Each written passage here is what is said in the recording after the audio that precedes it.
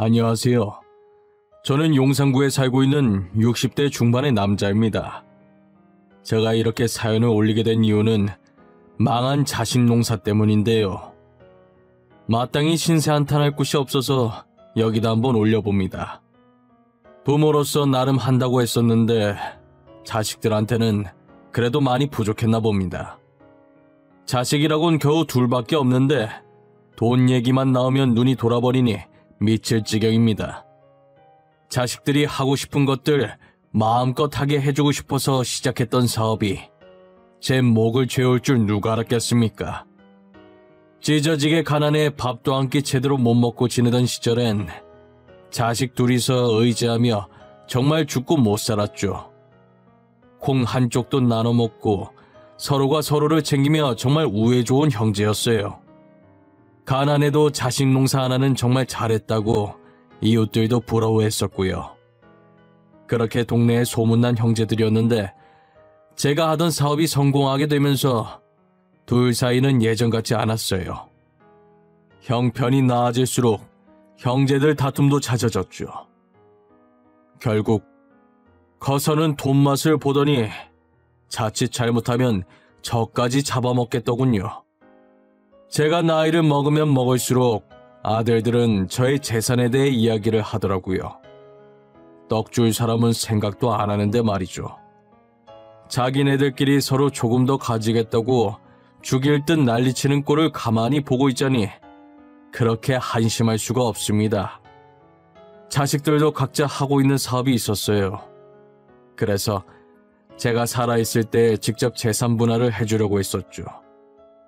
그런데 하는 꼴을 보니 지금 재산 분할을 해준다고 해도 자식들은 돈을 펑펑 쓰고 혼자 남은 저는 빈털터리로 버려질 것 같더군요. 저는 노후에 쓸 만큼의 재산을 몰래 조금씩 야금야금 빼돌린 뒤 재산 분할해주고 제가 먼저 자식들과 연을 끊으려고 했습니다. 일단 제 회사는 누구에게도 물려주지 않고 제가 살아있는 한 계속 들고 있을 생각입니다.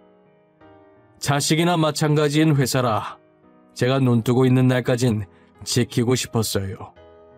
이렇게 될 때까지 악착같이 살게 된 데에는 다 이유가 있었습니다. 사실 제게는 잃어버린 아들이 하나 있었는데요. 사업을 시작하기 전 저희는 찢어지게 가난한 형편에 입에 불칠하고 살기도 힘들었어요. 그런 모습을 보고 어머니가 안타까워하셨죠. 어머니 딴에는 저희 부부를 도와주려고 한 행동이었지만 저희에게는 되려 씻을 수 없는 상처가 되었습니다. 이제 겨우 2살인 막내 아들이 어머니 따라 밖에 나갔다가 실종되고 말았습니다. 그러다 아내는 충격을 받아 쓰러졌고 병까지 얻어 결국 1년 후 세상을 떠났죠. 막내에 이어 아내까지 잃자 저는 정말 살고 싶은 마음이 없었어요. 아내의 영정사진을 보면서 제발 나도 데리고 가라며 하염없이 울었네요. 내게 그만 울라며 달래주는 어린 아들 둘을 보니 애들 때문이라도 어쩔 수 없이 살아야겠더라고요. 어리고 소중한 두 아들들을 지키고 잃어버린 막내를 찾기 위해 누구보다 열심히 살았습니다. 저는 안 해본 일이 없어요. 막노동부터 시작해서 몸으로 할 수 있는 일은 다 했었어요. 비록 악착같이 돈을 모았고 결국 단칸방을 탈출하는 데 성공했죠. 비록 전세지만 2발 뻗고 잘 수 있는 집으로 이사갈 수 있게 되었어요. 사람들이 이사갈 때 집 터가 좋아야 잘 산다고 하지 않습니까? 우리 집 터가 좋았는지 이사 후 제가 시작한 사업이 승승장구를 했어요. 통장에 찍힌 돈을 보는데 느낌이 이상하더군요. 살면서 이렇게 많은 돈을 제가 만져보리라곤 생각을 못했거든요. 막상 돈이 생기니까 뭐부터 해야 할지 모르겠더라고요. 제일 먼저 중학생인 아이들에게 학원부터 등록해줬어요.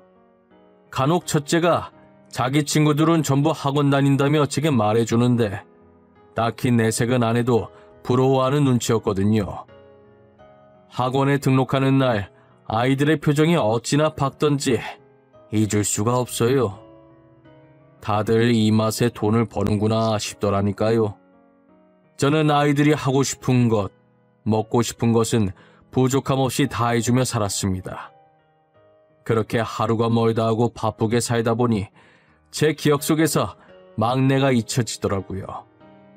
그러다 제 기억에서 막내를 다시 꺼내게 된 건 어머니가 세상을 떠나실 때였습니다. 어머니는 이제 나이가 있으신지라 치매에 걸려 요양병원에 모시게 됐죠.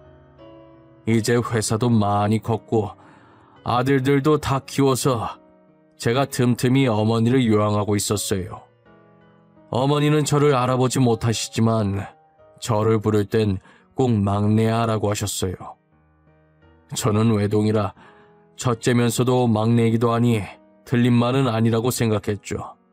그런데 마지막 날엔 이상하리만큼 슬픈 눈으로 저를 바라보시더니 제 얼굴까지 양손으로 쓰다듬어 주시더라고요. 막내야, 우리 막내. 네, 어머니. 막내 여기 있어요. 할미가 미안하다. 내가 널 그렇게 보내면 안 되는 거였는데. 내가 미안이여. 다 내 잘못이여. 어머니, 그게 무슨 말씀이세요? 다 내가 한 것이여. 니네 애비는 아무 잘못이 없으니 너무 원망 말어.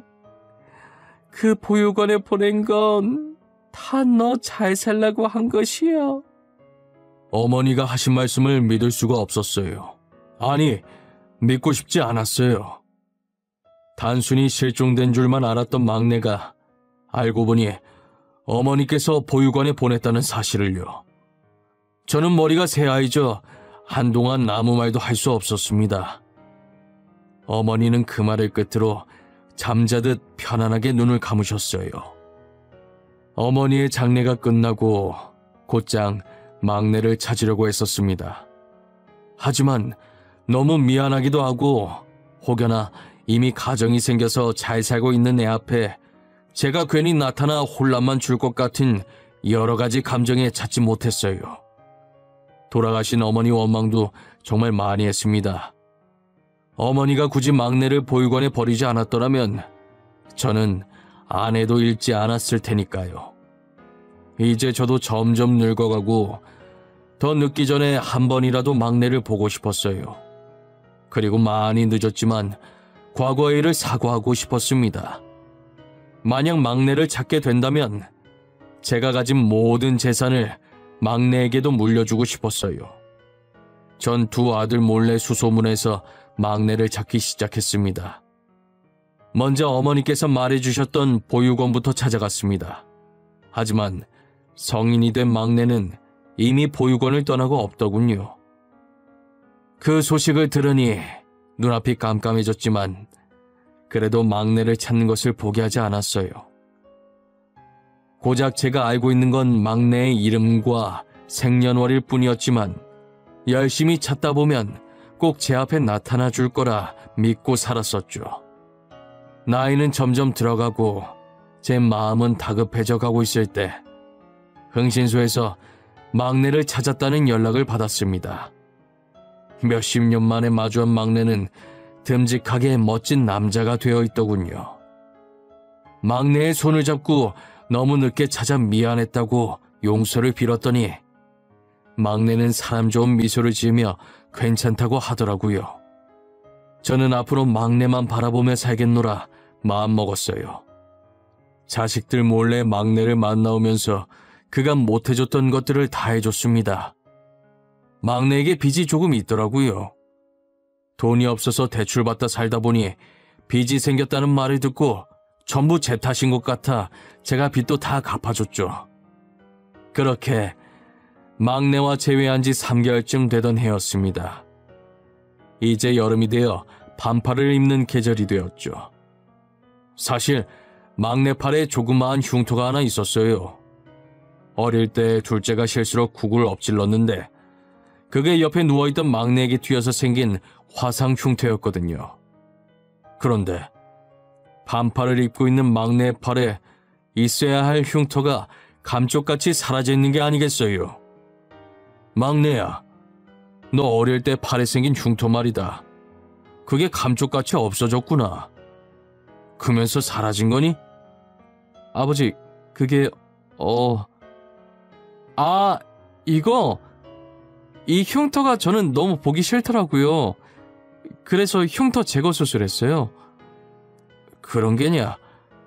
요즘 기술이 정말 많이 발전했구나. 오래된 흉터도 다 제거해주고 말이야. 막내는 살짝 당황해하더니 이내 자신의 팔을 감싸고선 제게 수술을 했다더군요. 저는 그랬을 수도 있겠다 싶어서 별 의심 없이 넘어갔습니다.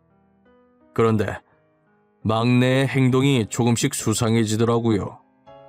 그때 흉터 자국 물어본 이후로 갑자기 제 눈치를 보기 시작했어요.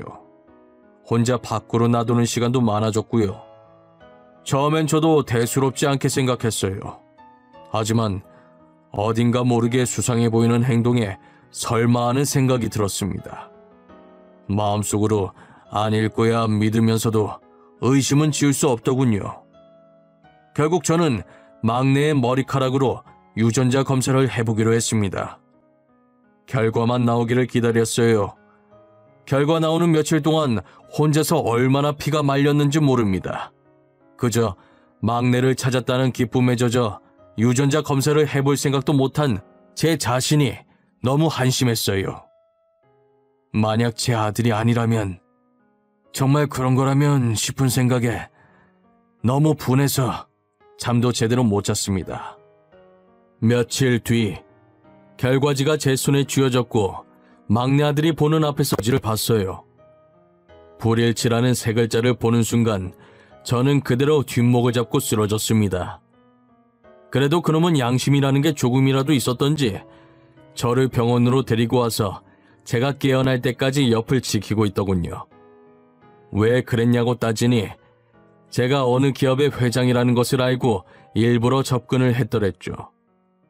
본인도 유전자 검사하면 끝나는 건데 과연 이게 먹힐까 했었대요.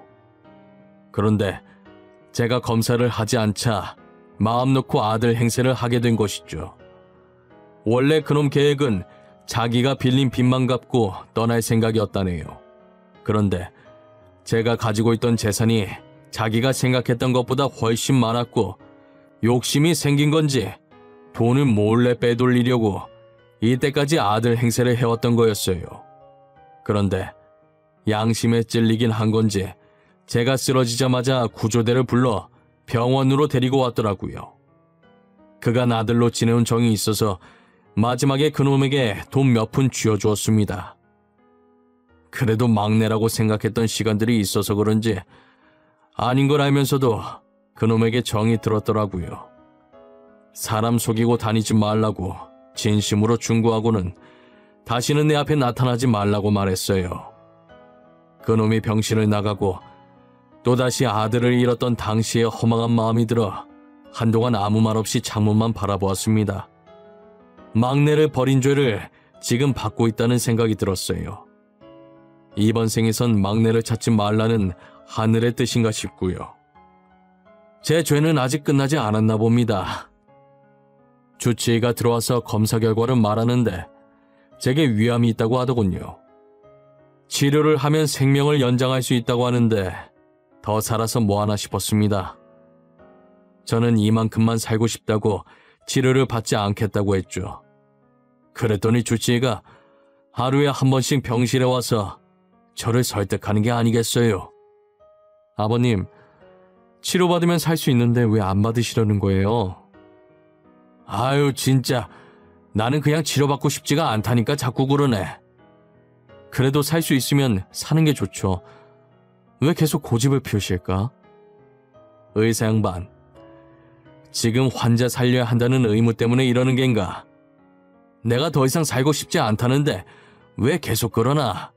환자 의견도 존중해줘야지. 이상하게 아버님만 보면 제 아버지 같고 친근해서 마음이 자꾸 쓰여요. 의사가 제게 아버지 같다고 하는데 그 표정이 왠지 모르게 슬퍼 보였어요.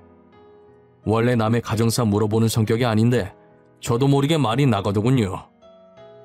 혹시 자네 아버지는 일찍 돌아가셨나?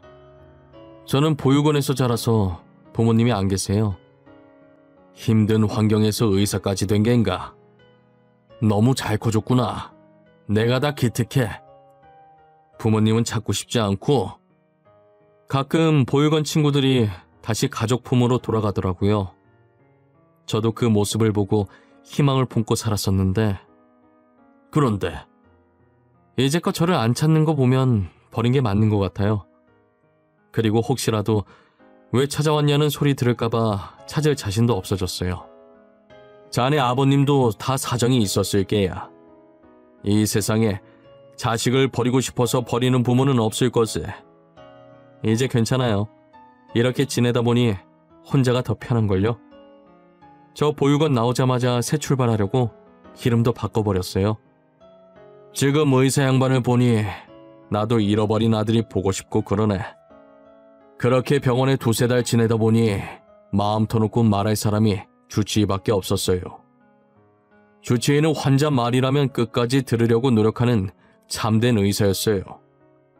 그런 모습에 저는 의사 손 꼭 붙잡고 예전의 막내와의 추억에 잠겨서 의사에게 털어놓기 시작했어요. 제 말을 듣던 의사의 표정이 점점 미묘하게 바뀌더군요. 아버님 말 듣다 보면 저도 제 아버지가 생각나서 찾고 싶어져요. 아버님처럼 저희 부모님도 저를 지금 찾고 계실까요? 그럴 걸세. 내 장담하지. 지금이라도 부모님을 찾아보게. 아버님 말 한번 믿어볼게요. 그러니 아버님도 제발 치료 열심히 받으세요. 그래야 잃어버린 아들 찾으시죠. 끈질긴 의사의 설득 끝에 두 손 두 발 다 들었고 덕분에 치료받는 것에만 집중했어요. 그래도 막내를 찾기 위해 업체에 제 DNA를 등록해놓고 치료를 받았죠. 등록한 지 얼마 지나지 않아 제 DNA와 일치하는 사람이 나타났다고 연락이 왔어요. 저는 전화를 끊고 곧장 업체로 달려갔죠. 갔더니 저를 맞이하는 건 다름 아닌 제 주치의였어요. 아니, 자네가 여기는 어쩐 일인가? 자네도 오늘 부모님을 찾은 겐가? 네, 아버님. 저도 연락받고 왔어요. 저희 부모님 찾은 것 같아요. 의사는 부모님을 찾았다며 제게 활짝 웃어 보였어요. 저는 정말 다행이라고 이제 행복할 일만 남았다고 의사의 손을 잡고 있었죠. 업체 직원이 나와서 저희를 보면서 벌써 서로 알아본 거냐고 하시더라고요. 그러더니 제 손에 쥔 종이를 저희에게 건네며 친자가 동일하다고 하는 게 아니겠어요. 직원이 건넨 결과지에는 일치라는 글자가 적혀 있었습니다.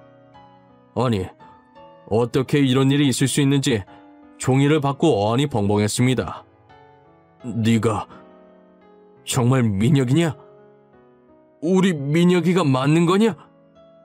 네, 제 전 이름이 민혁이에요. 저 민혁이 맞아요. 사실 이름 바꿨다는 얘기를 듣고 전 이름이 뭔지 물어보고 싶었다만 혹연 너에게 상처가 될까 물어보지 못했단다. 너무 잘 커줘서 고맙구나. 아니에요. 저 포기하지 않고 끝까지 찾아주셔서 정말 감사합니다. 아버지. 막내와의 눈물 젖은 재회를 하고 있을 때 휴대폰에 불이 나기 시작했어요. 철부지 아들들이 제가 전화를 받지 않자 문자로 돈을 달라고 난리를 치고 있었습니다. 두 자식놈들이 어릴 때 막내랑 헤어져서 막내의 존재는 모르고 있었어요. 일단 아들들에게 막내가 있다는 것을 숨겨야겠다고 생각했어요. 아비가 위암에 걸려 입원했는데도 여전히 돈 타령하며 전화만 하는 게 저 자식 놈들은 저를 돈줄로 보고 있는 게 분명했어요. 그래서 마지막으로 철없는 자식놈에게 돈 줘버리고 도망갈 계획을 세웠어요. 아들들을 집으로 불렀어요. 돈을 주겠다면서요. 평소 같으면 안 된다고 했을 제가 그럼 얼마나 해주면 되냐고 물어봤죠. 예상치 못한 답변에도 어리석은 아들놈들은 신나서 제게 필요한 액수를 말하더군요. 저는 자식놈들에게 말한 액수보다 더 얹어서 돈을 보내주었습니다. 그리고 말했죠. 앞으로 너희에게 돈 줄 생각도 연락할 생각도 없다고요. 아버님, 그게 무슨 말씀이세요? 지금 네가 들은 그대로다. 난 여태껏 애비로서 할 만큼 한 것 같구나. 더 이상 나를 찾지 말거라. 아버지, 장난이시죠? 장난이 너무 심하신 것 같아요. 장난? 난 어느 때보다 진지하구나. 이제부터 아들 없는 셈 칠 테니 내가 죽어도 장례식에 나타나지 말거라.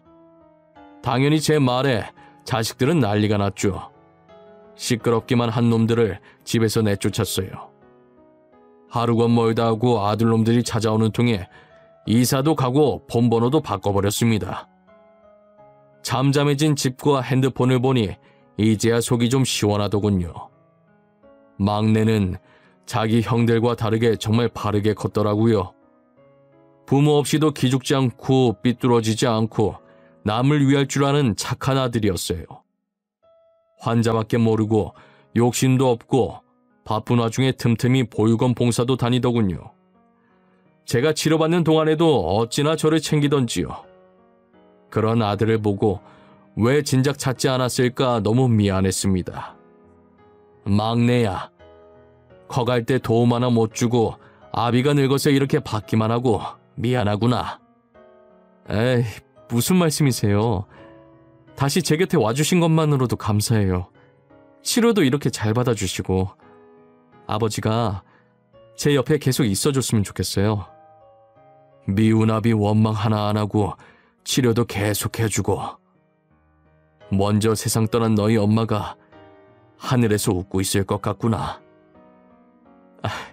그렇게 계속 고마우시면 치료 계속 잘 받고 건강하게 제 옆에 살아주세요. 전 그게 가장 큰 선물이에요, 아버지. 막내는 지금도 저와 딱 붙어서 잘 지내고 있습니다. 이사하고 나서 바로 저희 집으로 들어와 살았어요. 병원에서도 환자들 챙기느라 피곤할 법도 한데 퇴근하면 곧장 저부터 챙기기 바빴죠.